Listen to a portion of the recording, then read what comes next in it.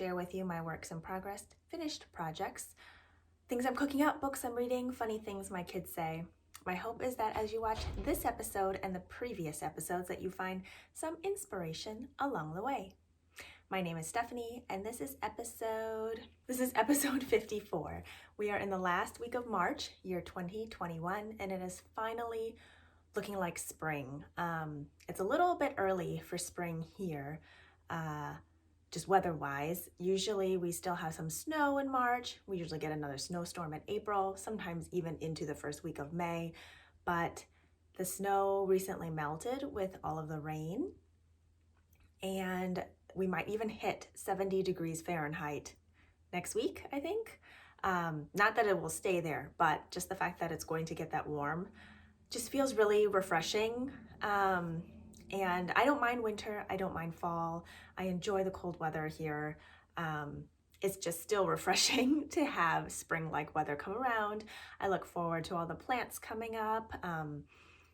If I had put together a video kind of compilation as part of the intro of this video, you'll have seen some of our green onions coming up from last summer and some of our tulips coming up as well. So that is really exciting. You know, it has been a pretty rough couple of weeks here. If you follow any current events, you will know why. I'm not going to go into it. I feel like there has been a bombardment of noise and information constantly, and I just need, it's not really a break from it because it's always there, but just kind of recollect my energy and reconnect and refocus myself so that hopefully I can be more present, not only for myself, but for my children, my family, and yeah, I think that's what I'm really seeking right now, because there are so many times that we can just feel so scattered everywhere, and our feelings, our emotions, our brain, everything is everywhere, that we just need time to kind of refocus. Sorry about that.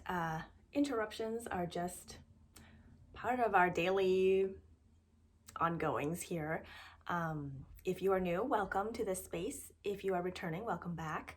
If you are returning, you will be very familiar with the fact that since the pandemic has started, I have been home with my children pretty much 24/7. Not pretty much, actually 24/7. I have two young children, and we have been doing full-time distance learning at home since the pandemic started. So since we, let's see, it would be March 2020. Yes, March 2020. But yeah, so interruptions will happen, and I will just stop the video and come back if need be. So I have a few finished projects to share with you today. I have some works in progress to share with you as well. I believe yes, I'm just looking at my notes down here. 3 of the works in progress have all been started new since the last video was recorded, or at least I didn't share it at that point.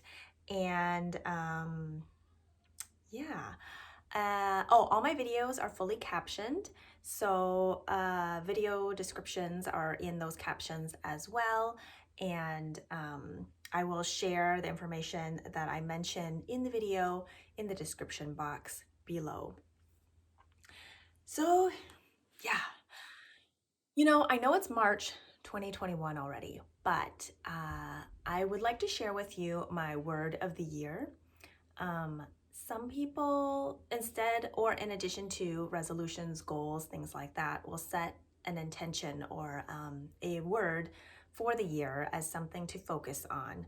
I've done this for a few years now, and my word for 2021 is grounded. So what does that mean? To me, that means staying true to who I am, staying true to my values, and not saying that I am set or putting myself in a box, but more in the sense that I want to, reflect over like knee-jerk reacting. I want to take time to think things through and go with my gut reaction versus, what everybody else says, or being overwhelmed by all the noise in social media, in the news, just with all of the different sensory overload, the sensory overload that happens in this digital age that we live in. Like, it feels so old-fashioned to say, oh, things were better before, but I mean, it's different, right? Like, there's a lot of positive things that come out of internet and email and social media, but there's also, I guess you could call it, a side effect of just an overwhelming input of information and having to sort through it all. So, I mean, I guess that brings me back to, being grounded. I just want to stay true to who I am. I guess that's basically most of it, and continue to humbly learn as I grow and discover different things, and I guess explore what it means to me being an individual as well as part of a community, a greater community. And so yeah, so that's my word. And again, I know we're 3 months into the year, but it doesn't matter, because if it's the word of the year, it still applies. And I did choose this word, I think back in December or January, but I just wasn't at a place where I felt like sharing it at the time, and I don't have to. So if you have a word of the year that you would like to share, comment down below and share that with me if you would like to, and maybe how you came about coming up with your word of the year. So attempt number 2, I was going through the first set of finished projects that I wanted to share with you, and then the older daughter ended up going on break for school and came running out with her timer, and the other one, then the younger one, then came down too, and then they needed help cutting up a box to make a pretend lemonade stand for one of their dolls. And anyway, yeah, so that last part I just deleted and I'm starting over.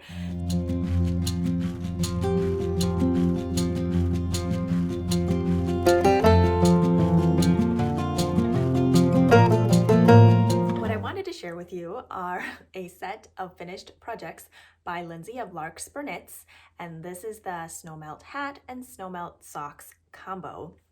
I finished these. I test knit these projects for her back in, I want to say February or end of February, somewhere in there.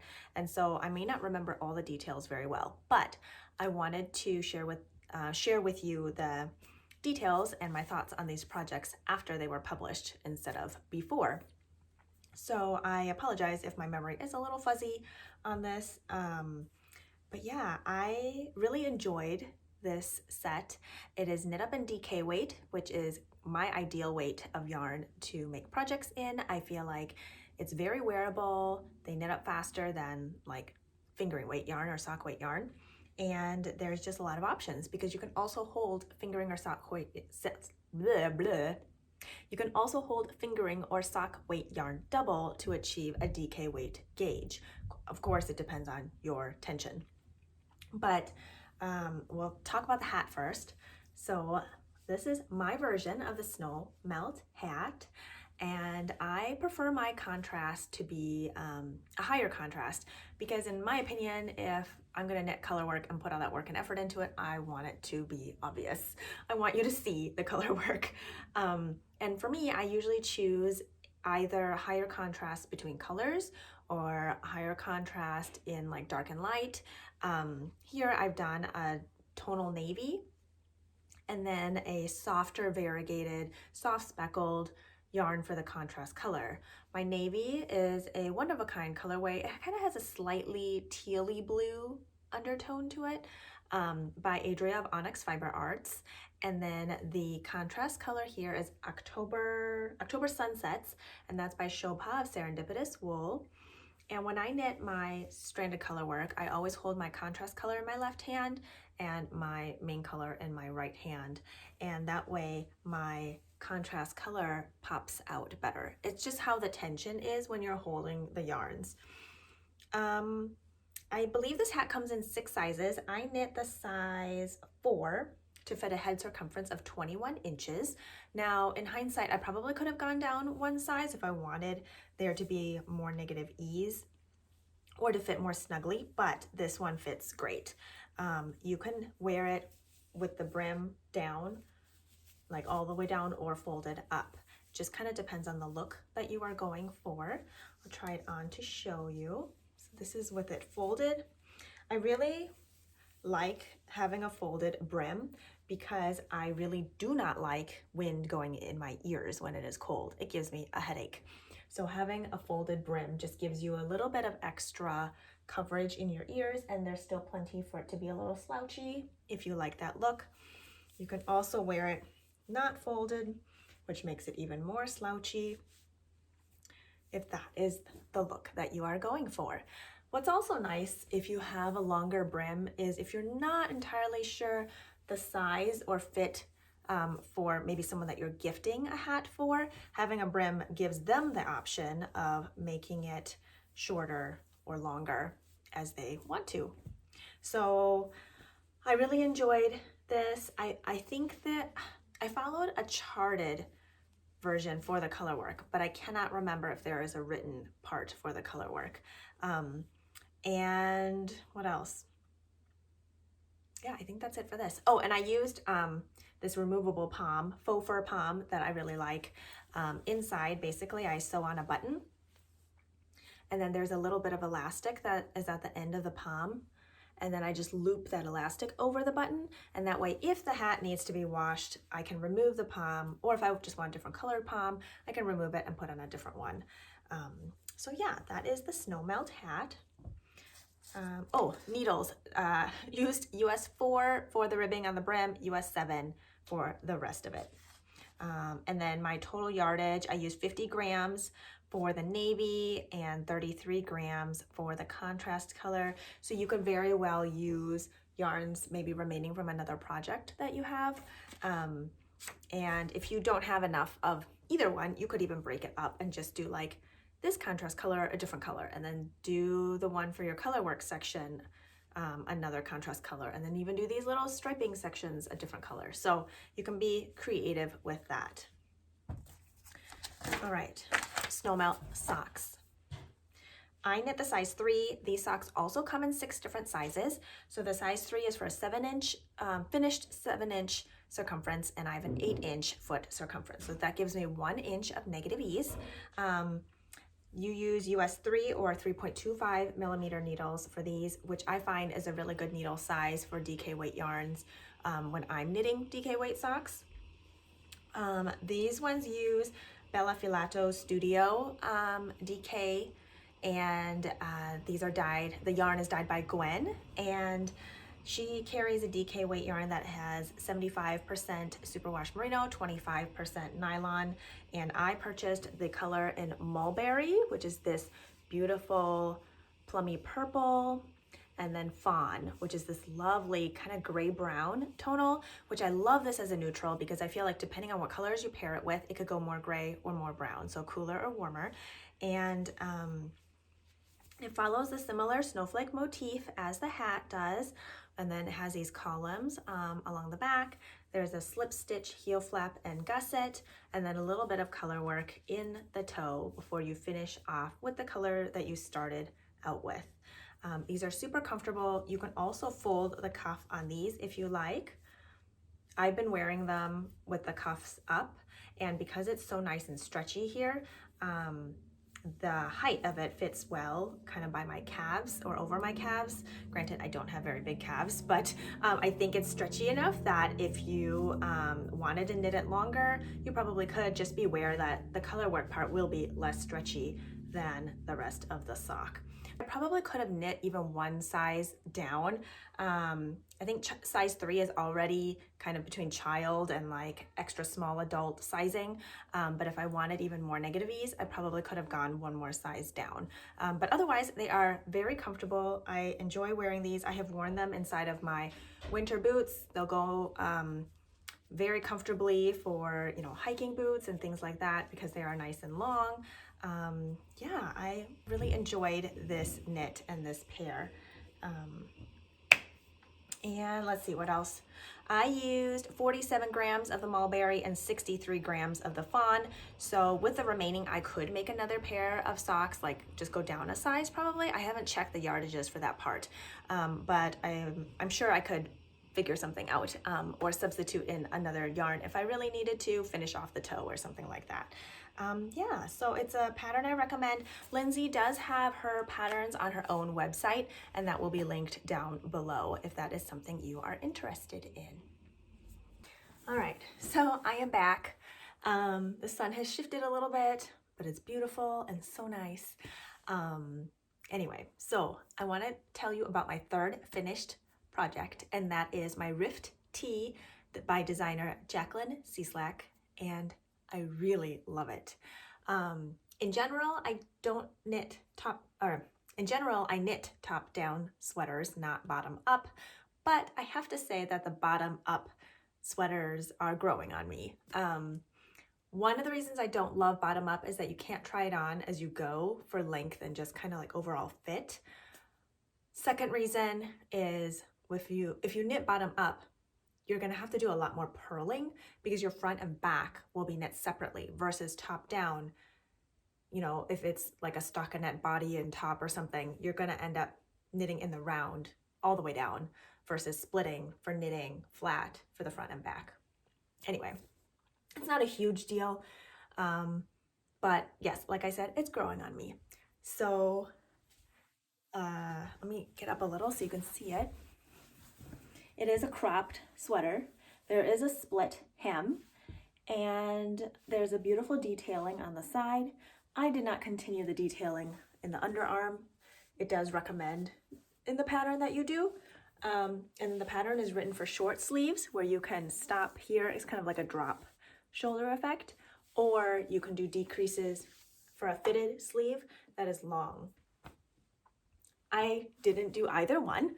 I picked up for my sleeves and then knit stockinette all the way down until I got past the elbow, and then I followed instructions for the cuff,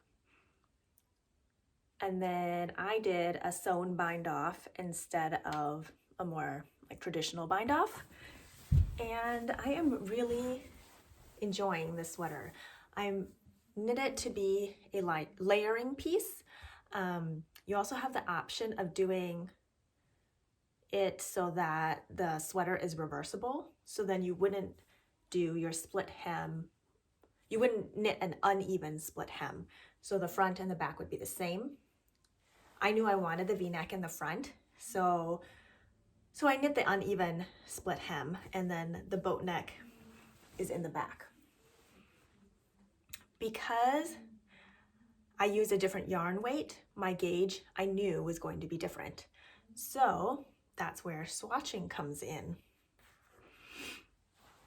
Here is my swatch. It's a really long swatch because I knit it in 3 different needle sizes to kind of see what kind of fabric I wanted. You'll see these little holes or yarn overs. That is to remind me which needle size I used. So this one has 1, 2, 3, 4, 5, 6. So this part was knit on a US 6. And then this middle one was knit on a US 7. And then this last one was knit on a US 8. And then I do a garter border to keep the swatch from rolling up on itself. And yeah, oh, and then I did a row of like purl bumps to separate out each section by what type of needle or what size of needle I used. So then once I knit my 3 swatches in one, I blocked it and I counted out how many rows per inch and how many stitches per inch. And then with that, I could calculate out my gauge and figure out how many stitches I needed to get the body circumference I wanted. I did swatch flat because this top section, like I mentioned earlier, is knit flat, and then the bottom part is knit in the round. I find my gauge to be pretty much the same not pretty much, is the same between knitting flat or in the round. I feel like it changes more based on maybe my mood or even the type of needles that I use, like wood versus metal, than if I'm knitting flat versus round. So I knit all my swatches flat. I know some people say don't do that and always knit your swatches the way your garment is going to be knit, but I think also some of it depends on knowing how you knit as well. So like for some people, if they are going to knit on a small circumference like a sleeve, round and round, their gauge might get tighter. So sometimes you might knit the body in one size, but knit the sleeves in one needle size bigger to end up with the same gauge. I didn't do that. So what I ended up doing is I knit the size 1, which is for a 40-inch circumference. My circumference is 32, and I wasn't sure that I wanted 8 inches of positive ease. So since this is size 1, there isn't a smaller size to go with. I picked a yarn that is a fingering weight 100% blue-faced Leicester or BFL, and then I held that double with a single ply merino. And so together, I mean, it was kind of close to sport weight, but a very light sport weight, I would say. And then looking at my swatch, if I stuck with the US 8s, which is I think what the pattern calls for, but of course at a different gauge, I would end up with a circumference of 36 inches, which I thought that would fit pretty well, 4-inch positive ease. And I went with that. And because a size 7 would do 34 inches and a size US 6 would end up with 32 inches. So I write the information down on like a little tag that I attach to all my swatches with the yarn information and all that stuff on there. And then I have it in case I end up needing it again. So that's the swatch. And then since I did some of the modifications there, then I needed to be mindful of how much yarn I had and if it was going to be enough and things like that. And how I calculate stuff like that is I make sure I have a scale, and then I will calculate, like weigh my yarn before and after, like 10 rounds, 5 rounds, or whatever the case may be, like when it's evenly done. So like, you know, in the stockinette portion of the body. And then I can calculate how many grams I need for X number of inches or something like that. Same with the sleeves. I can calculate out how many grams 10 rounds takes up. And then if you know 10 rounds is how many inches and you know how many inches you want, you can do the math and figure out how many grams you're going to use per sleeve. So that's what I did throughout the project, and it worked out really well. I ended up with only 9 inches remaining of my fingering weight yarn, and I had quite a bit left still. I had 30 grams left of my single ply, which I don't have with me, but it's kind of like a light tan, a tan brown color. If there's anything else, the instructions are super clear, and they tell you where and when you can change things up if that's something that you want to do. So I was going to share with you my finished blocked measurements, but I don't think it will actually be all that useful or interesting to you, because the way I blocked it, I mean, I soaked it in wool wash, and then I squeezed out the water without wringing it, and then I laid it flat on a towel, rolled up the towel, pressed out the rest of the water, and then I laid it flat to mostly dry. And then when it was mostly dry, then I hung it up because the kids were kind of like running over it. And then when you hang it to dry, it's more like gravity drying, like not gravity dry, but like gravity pulls it down some, right? So you're not going to get necessarily the same blocked measurements that you would have if it was down flat, which is fine. And so then my measurements might not quite be the same as if I based it off of a blocked gauge swatch. Does that make sense? And it still fits really well though, so I'm not worried about it. And I really like it. I can see myself knitting this particular pattern in different sizes. I would have to play around with the math again, because if I wanted to knit it in worsted weight, for example, or DK weight, for example, the numbers would be different again, and I would still be knitting the size 1, but I would need to change probably my needle size to make sure that it wasn't going to have more positive ease than I want it to be, or want it to have. So yes, highly recommend this pattern. And yeah, I think that's it for that one. So I'm gonna see if I can squeeze in the works in progress that I want to share with you. I probably won't talk a ton about them because all 3 of them are test knits, and I don't like to give away too much information on test knits if the designers haven't come out and said that much about them, but I would love to share, you know, a little bit about them. So here we go. All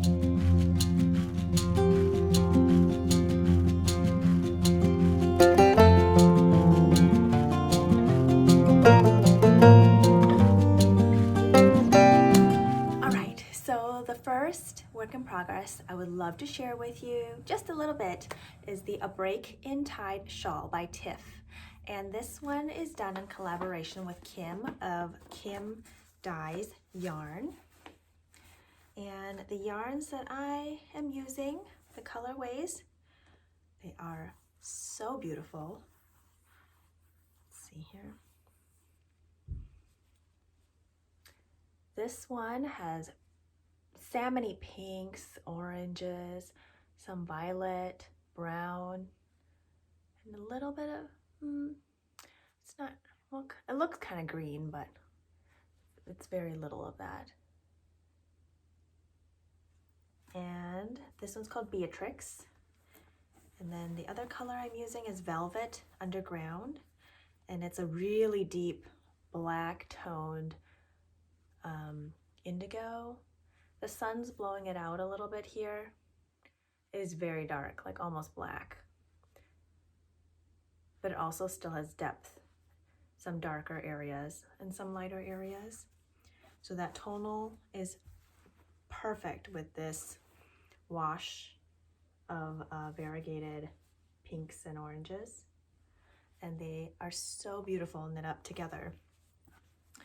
I will share with you a quick preview of my work in progress, but I won't go into details. Again, it isn't published yet, and I don't want to give anything away.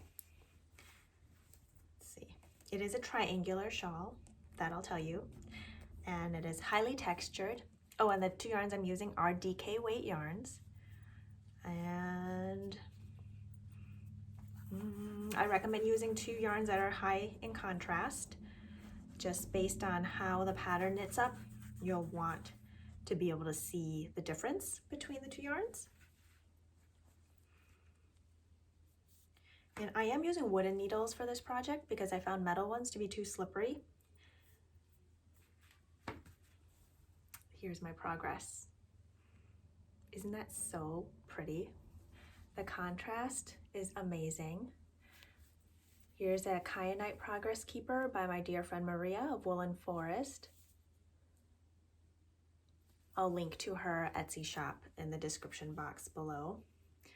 But yes, I love it. It is so squishy, and the contrast in the colors stands out really nice. So that background color is the tonal, and the foreground color is the variegated kind of speckly wash, and it's so good. So I am pacing myself. I've divided up the sections into the different weeks to have it done by the time the test knit is to be completed, and giving myself a week at the end for blocking and photos and kind of things like that. So I should finish this on time. The size, approximately 60 inches in the wingspan and 25 inches for the deepest point, and that's before blocking. And yeah, I'm pretty excited about it. I did go down 1 needle size than what Tiff used to get gauge, and yeah, I think think that's all I'm going to tell you. She does say it is for an advanced beginner or intermediate level. I consider myself kind of an intermediate knitter. Like, I like what I like.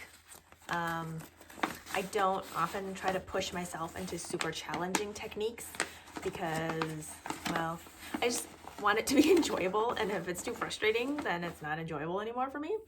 But I did learn several new things in this project, and I would consider it an intermediate level project. I did have to start over several times in the beginning, but once I got it, it just looks so good. So it's worth it. Next one I would like to share with you is in a patchwork project bag that I made. I think it was last summer. Yeah, I think I made it last summer. I am not a quilter. This was just a way to kind of play around with fabrics and try my hand at a quilt block, and I love how it turned out. I have a denim boxed bottom and a denim backing to it, and I had sewn on these little loops and attached a shoulder strap, which is great because it's removable, and then I can use it on other bags if I have made loops on other bags, and it's very portable. Not that I go anywhere, but one day I will, and it'll be nice to have it portable, right? This next one is a test knit for designer Tina Tse, and it is her odds and ends cardigan. Now, I love marling and I love DK weight, so you can guess that this is a marled DK weight cardigan. Using up little bits and pieces to create new colors and different visual interest is so much fun, and this just combines all of that. I will show you my swatches first, if I can find them in this bag. They're on the bottom. So when I was playing around with the swatches, and also to figure out what my gauge was going to be based on the recommended needles, I wasn't necessarily swatching to see what color combinations I would eventually end up with, but more so just to play around with warm and cool, variegated and speckled and tonal, and kind of how all that will play together, and to kind of get an idea of what I wanted my final project to look like. Just a general idea. I'm not planning it out by color to have any sort of planned look. I want to keep it organic and free. Otherwise, if it's too planned, I'm going to get stressed out, especially since it is a test knit. So everything isn't necessarily completely worked out. Like, it mostly is, but that's why it's in a testing phase. And if I plan it out exactly, and then it turns out that that's not how it's supposed to be, like, that's stressful, right? And I don't want it to be stressful. We have enough stress in our lives. So these are my swatches. Aren't they so fun? So this swatch holds a, I think tonal and then a speckled with each section. And then this swatch holds, I think, mostly kind of a speckled variegated throughout. Well, I guess some of them are tonal too. But anyway, it was kind of a fun way to play with color. Sorry, the sun is totally blowing all of it out. Here's this a little better. So fingering weight held double. I am knitting these on US 8, which is what the pattern calls for. I did go down several needle sizes for the ribbing, and I will show you where I'm at. I am knitting the first size, which is for a, I'll end up with a 2 inches of positive ease, and I'll show you where I'm at.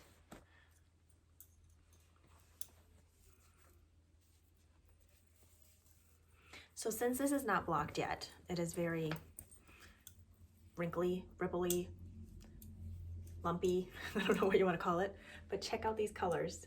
Here, it's out of the sun, you can see it better. Isn't that so fun? Oh, I just love it. So how I'm going about this is, when I hold 2 colors, I will drop one and then add another one for the next section, and then drop and then keep going. I am not following any particular color scheme, just whatever I feel like doing, and I love how it's turning out. I wanted it to have a more watercolory, woodsy feel to it, and I think I am achieving that. One of the colors that is being used currently is a yarn that I dyed. I am not a yarn dyer. It was a Bear Knit Picks yarn that I dyed over with coffee, and I really like how it turned out. It is kind of a beautiful light brown, yellowy brown tan color. Let's see. Here, that looks better, I think. Yeah, I really like that. And I'm holding that currently with a Malabrigo yarn. I think this is Primavera is the colorway. And there's a lot of green and pink and brown in there, which goes really nicely with the coffee colored yarn that I dyed. And marled together, I think I only just started, so there's not really much to see what it looks like marled together. But yeah, so that's what you get to see of this one. Lots of different texture, lots of visual interest, really fun. So you'll see more of that at a later date. And then I know I mentioned that I was going to show you 3 works in progress, but I think I'm only going to show you 2 because the third one is also a test knit, and I'll probably be done with it soon. So I'll save that one for the next time that I can get on here so that I can hopefully share with you it finished or almost finished, or I don't know, we'll see. I think I'll probably be able to finish it in the next week. So hopefully I will get to share that with you soon.